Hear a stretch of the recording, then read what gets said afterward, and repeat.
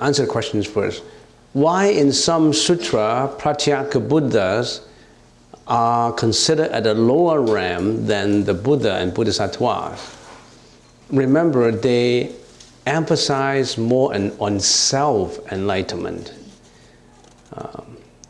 By intellectually understanding the 12 links of dependent origination, and by actually practicing meditation to get rid of the ignorance, then gradually and eventually he arrived at a nirvana. A nirvana is a cessation of the 12 links.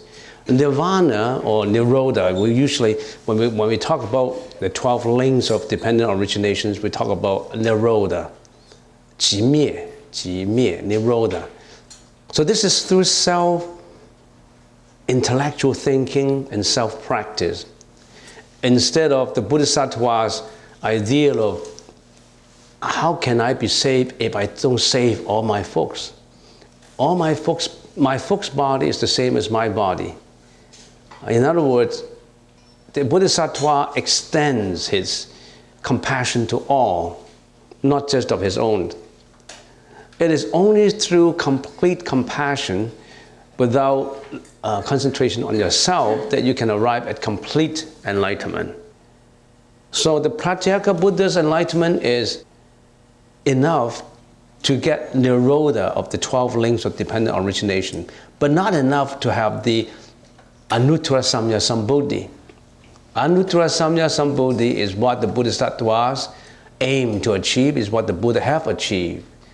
But the Pratyekabuddhas, as long as they arrive at Nirodha, the Nirvana, at the complete eradication and cessation of the 12 links of dependent origination, they are away from samsara, from the ocean of life and death. No more reincarnations for them.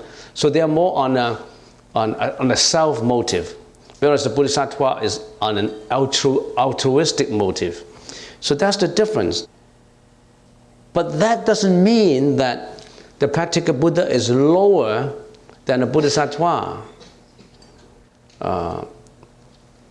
It could be considered as lower in the sense of that's only self and not altruistic. But from the perspective of the Pratyekabuddha, he already have arrived at that destination. From the perspective of, like, I want to learn how to swim and I won't get drowned. Now, if I don't learn how to swim, I'll get drowned. So as long as I know how to swim, then I won't get drowned. That's enough. I can arrive at that shore of enlightenment. The bodhisattvas having a different idea. They want everybody to be away from being drowned. In other words, the bodhisattva is learning not to be drowned, and at the same time want all the others to learn at the same time. He wants everybody to go to that shore of nirvana, not just for oneself. From the perspective of the Pratyekabuddha, what's the problem with me? As long as I know how to swim, I'm okay. I'm not committing any errors. Saving others is good, but I may consider myself to be limited in my ability. There's so many reasons for his consideration of being only a Pratyekabuddha. But at a lower realm, I don't know how you classify a lower realm. He's already Nirodha, he's already Nirvana, he's already out from reincarnation. But why do we differentiate lower and higher? It's only in your mind. This is lower, this is higher, this is better, this is worse. I mean, if you still discriminate all that, how can you get away from ego? So don't consider the Pratyekabuddha as lower than the Bodhisattva. Next question. Please explain how a person should act when themselves or someone they care about is threatened with enduring physical violence. You don't need Buddhism to resolve that problem. First of all, you've got to protect yourself to be away from physical violence. You have to get to a safer place. But of course, there's so many reasons why you can't get away. Maybe economically, you depend on that person for a living. And if you get away, you don't have a job, you don't have a house, you don't have any living expenses to depend on, then why don't you Why don't you encourage yourself to be independent? Why do you want to subject yourself? Now, I'm answering this question from the perspective not of just the Buddhist teaching. I'm answering this question from my common sense. All right? If you are under threat of physical violence, you got to report to the police. And I know that they can jail a husband who beat up his wife for 48 hours. Or a wife beat up the husband. I don't think a wife would beat up husband. Usually the husband beat up the wife. It could be vice versa.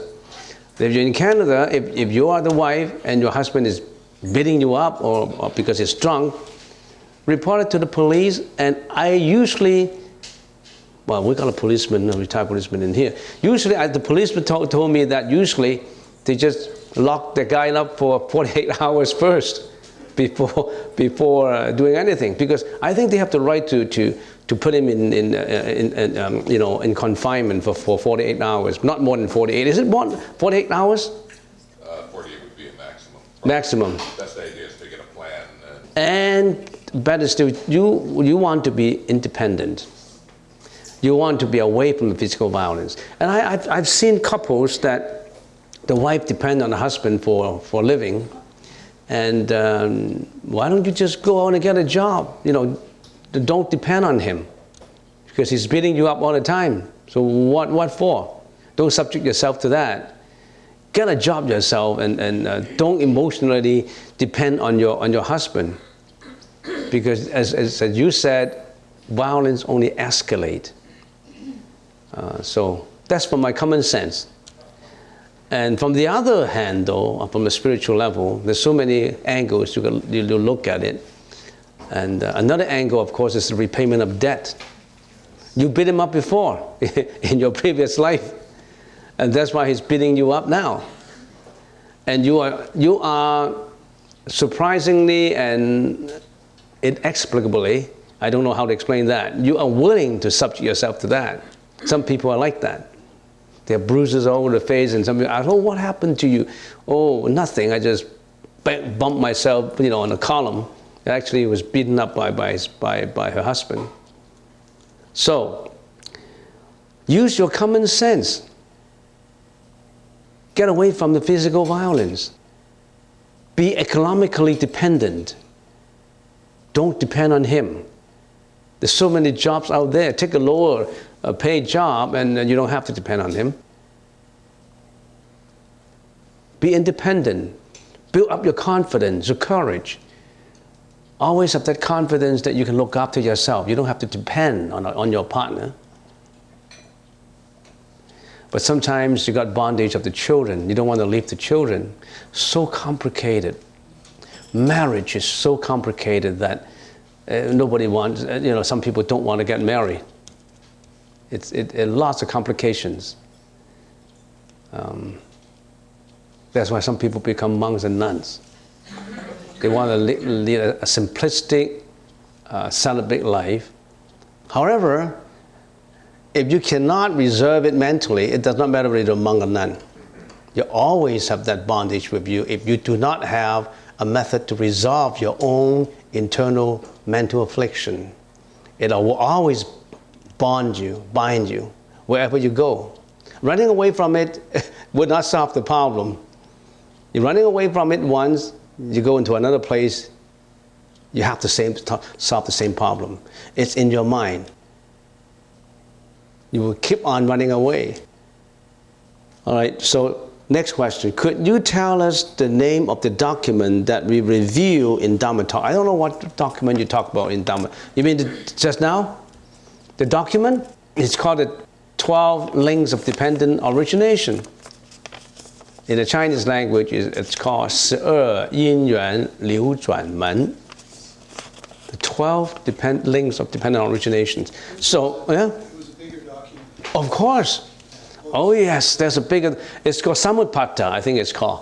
You're checking the 12 links of dependent origination, and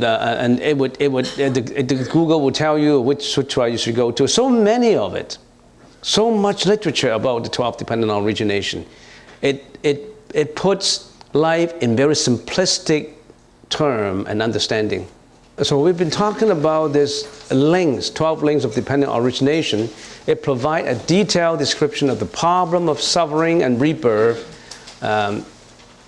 Dependent on ignorance, mental formation arises. Depending on mental formation, consciousness arises. So I already explained that. Depending on consciousness, mind and body arises. Depending on mind and body, the six senses arises. Depending on the six senses, contact arises. Depending on the six senses, contact arises. Depending on contact, feeling arises. Depending on feeling, craving arises. Depending on craving, clinging arises. Depending on, which is an attachment, becoming arises. Depending on becoming, birth arises. Depending on birth, aging and death arises.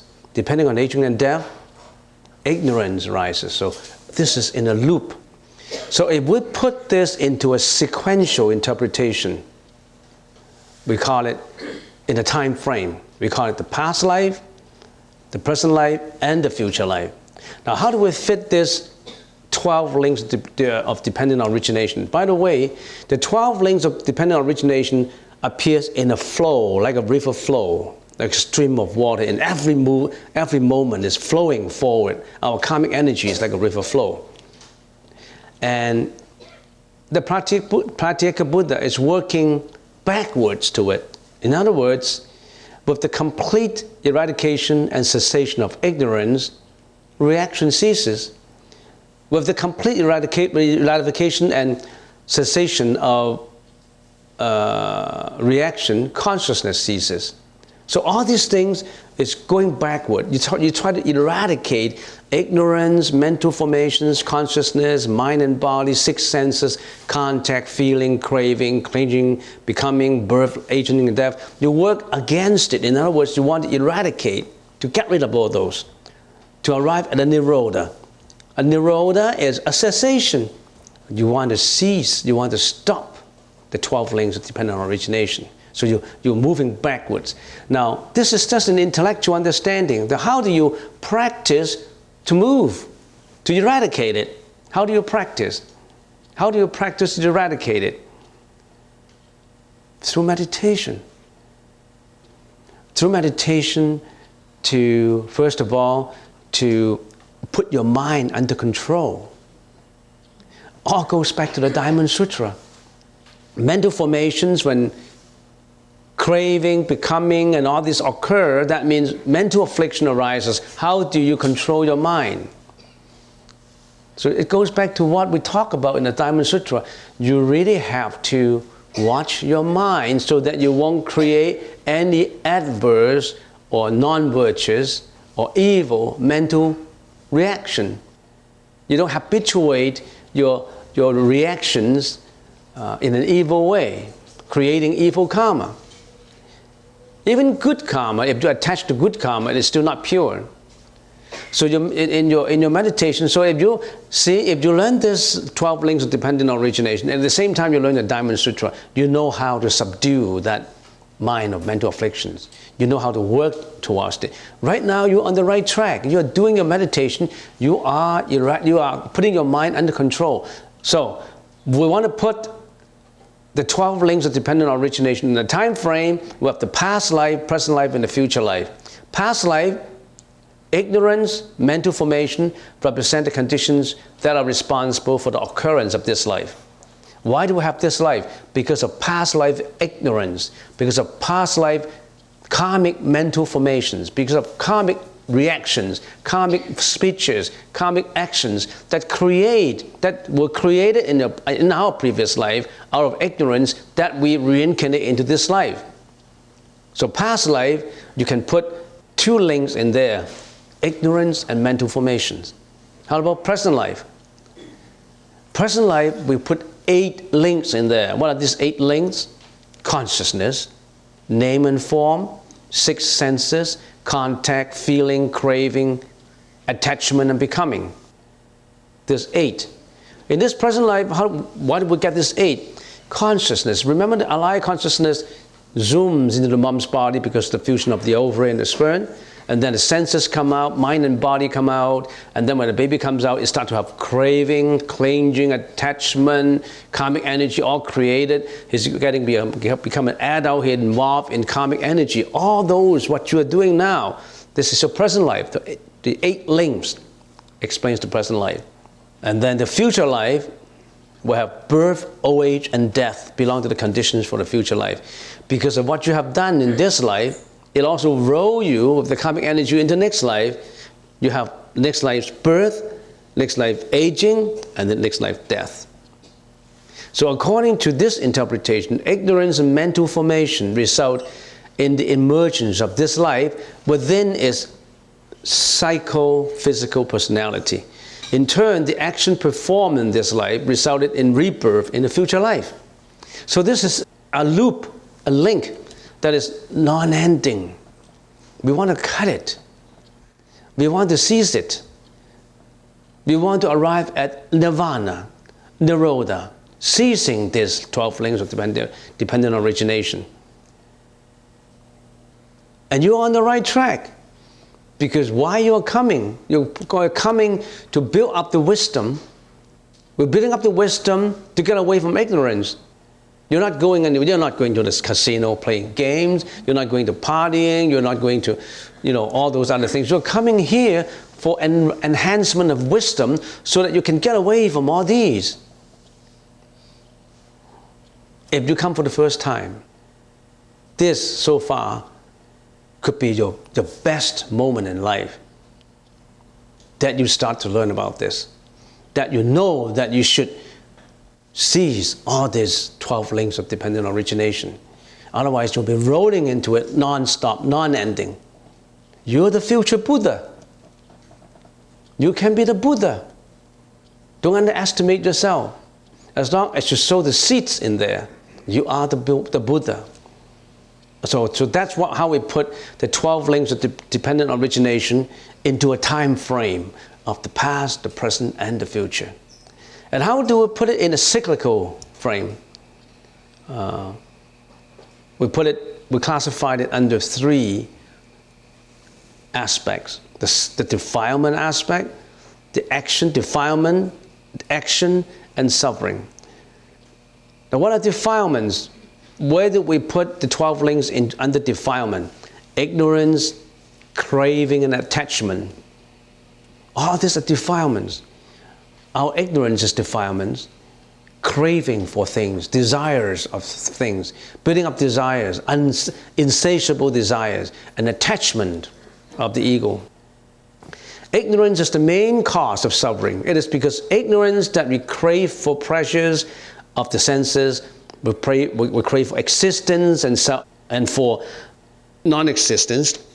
We also cling to pleasant experience, to ideas, and most significantly to the idea of an independent and permanent self. We think we have an ego. We want to satisfy this ego. We have been living in a good, comfortable ego zone.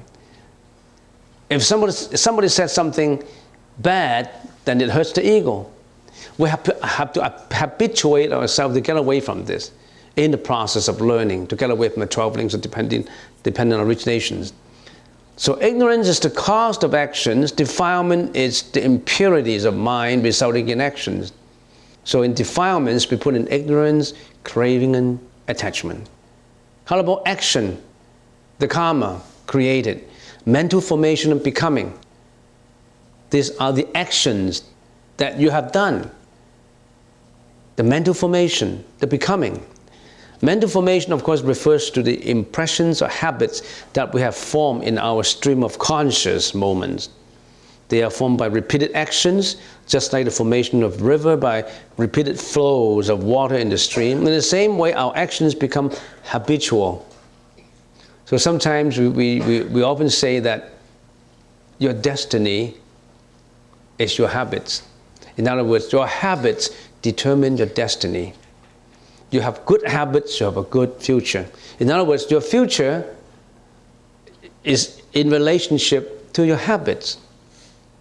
Some people always have the habits of being lazy and not progressing, then how can you be successful? So if you are always in the habits of hard working and diligence, then you have high chance of being successful. Some people say, I try all my life and I never become successful. There are other reasons. Being diligent is one way. Do you know how to be diligent? Hardworking. I'm hardworking. How come I never get successful? The cow who's plowing, who's tilling the land is very hardworking. But you have to apply wisdom to your actions of hardworking. That's why we need prajna paramita. So actions, you put mental formations and becoming. Suffering, where do we put the 12 links of dependent origination into? We put consciousness, name, form, 6 senses, contact, feeling, birth, old age, and death. That is suffering. So in other words, those account for the lamentation, sorrow, tribulations, physical and mental sufferings, lots of those. We have to end those suffering by working against this 12 links of dependent origination. Cease it. Practice in order to eradicate all of these. All these links are the effects of defilement and actions. So today, I explained to you the 12 links of dependent origination. I would like you to bring these notes to your home, and then you contemplate onto it. Just not, by looking at just the words won't help that much. You have to meditate on it. How do I get ignorance? Where does the ignorance come from? And why do I have this ignorance? What is this ignorance? What would be regarded as ignorance? And then how this ignorance affects my mind? How does this ignorance bring about my existence and lead me into reincarnation? And then you think, oh, this ignorance creates all this karmic energy. This karmic energy will create all these tribulations, this effect. And when I die, all this effect don't get disappear. It would carry into my consciousness and carry into my mother's womb in the form of Alaya Consciousness. That's how I get born. And then when I am in my mother's womb, then I contact with my mom. Then I have a mind and a body, and all my 6 senses come out. Oh, these 6 senses, when I get born into this world, I interact with the environment using these 6 senses. I gotta use them skillfully. When I see, when I hear, when I listen, when I touch, when I taste, when I smell, I gotta be pure. So these 6 senses get me into trouble. But can I turn these 6 senses into useful colleagues for me? Now, these are the colleagues working in the front end, the 6 senses. And they're doing all kinds of bad deeds for you. But can I turn them into this salesman doing good deeds for me? A fire is a bad master, but a very good servant. If you know how to use it. The water can float a boat, at the same time it can sink a boat. It depends how you use it. Maybe I should use my 6 senses skillfully and with prajna, with wisdom. And then you continue to say, oh, my 6 senses, when my mother's embryo comes up, I have 6 senses come up, the eye, nose, ear, and then I have contact. When I come out to the world, I have contact. When I have contact, I have feelings. I have pleasurable feelings, unpleasurable feelings, I have neutral feelings. Why do I have these feelings? When somebody hurt me, I want to repulse it, I want to object, I want to raise my complaint about it. Why do I have this feeling? And why do I have this craving for self-respect, for all these things? And why do I have this becoming and birth and aging and death? All these you can actually meditate on. The Pratyekabuddha, before they become enlightened, they meditate on each of these 12 links of dependent origination. And then they work towards it using meditation. The Alaya Alaya consciousness. Does it come in at conception or at any time during gestation? At inception? Yeah. I think you mean at the very beginning? At conception. Right. At the inception, when you call inception, you're calling at the very beginning. How does that arise?